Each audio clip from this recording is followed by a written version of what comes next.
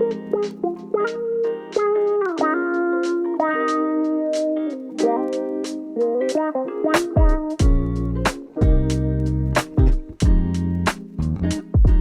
Airbnb is actually a very, very different type of investment strategy compared to normal residential, right? It's a completely different mentality and a completely different type of workload as well. I believe the maintenance would be higher because you'd probably have to present the property, make sure it's listed, and someone's doing the back office admin of, talking to the clients and handing over the keys and stuff. I think the concept, in my opinion anyway, I think that the concept around Airbnb is a sexy one. As soon as you mention Airbnb, people think of high rents. Very good return. I think instinctively people get attracted to it because of the potential of higher returns than your normal stock standard long-term rental. The key is, to me, find a location where it can become an Airbnb and people like to go to these locations for that purpose, for holiday renting. But then after that, you can also make it a traditional long-term lease. If you've got a property that's in a area where it's suited to that type of investment, like it's near a place where people want to go spend their time and go on a holiday, it can be very lucrative because there's no doubt about it. During the right seasons, you're going to get a lot more cash flow, right? Compared to long-term residential lease. There's two types of property in residential property in this country. One is called homeowner occupied driven property, which give you high capital growth property. The other one is like investor driven property, which give you good rental return. So both kind of property will do their job.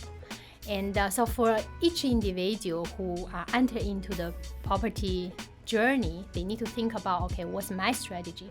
What kind of property really suit to my situation? With Airbnb, this kind of property, is purely investor-driven property. So ideally, they give you really good cash flow, but they might have a good capital growth. So when the people have, for example, they already built 2 or 3 high capital growth property, they might need this kind of property. So there's nothing wrong with this kind of property. It really depends where you are at this stage. It depends on the season. Like during COVID, Airbnb got smashed because nobody was traveling. Imagine being an Airbnb owner during that time. And what a lot of Airbnb owners had to do is they convert it back to long-term rentals to negate the loss of holiday people, right? Do you think that's, I guess, why we're in a bit of a rental crisis at the moment? Because the people that have essentially converted their Airbnbs to an investment, because borders are back open, everything's full swinging with tourism, they've jumped ship and they've gone straight back into Airbnb because of the lucrative. That's a great observation, James. Absolutely spot on. The long-term rental pool, when the research data providers, they run things like vacancy rate, it doesn't include all the B&B listings. You want it in a location which is like tourist heavy, people would want to rent it out. But then I'm guessing those properties would also may be overpriced, may not have enough underlying value compared to the value pockets that we search for as investors. And also the price points.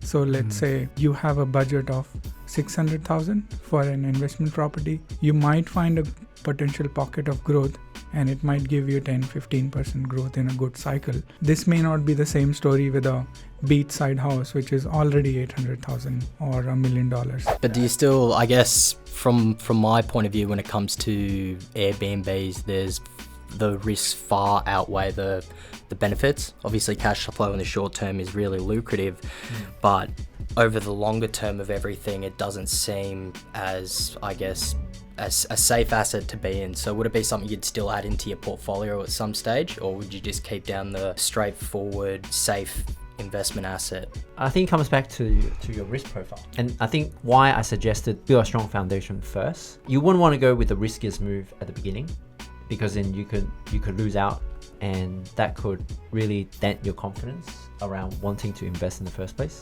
Ask yourself if you're a passive investor or an active investor. Because if you're a passive investor, which I'm a passive investor, it means that I want to not have to work for my investment. But if you're an active investor where you actually want to work for your investment and you actually want to spend time and energy and effort and even money, then Airbnb is probably appropriate because it does require a lot more time investment as well. It's kind of like also buying, renovating, and flipping. That requires time investment as well. So understand two very important things, whether you're an active investor or passive investor, and before you even buy the property, is Airbnb the strategy that you want to go for?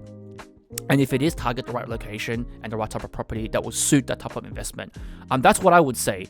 It really is depending on that.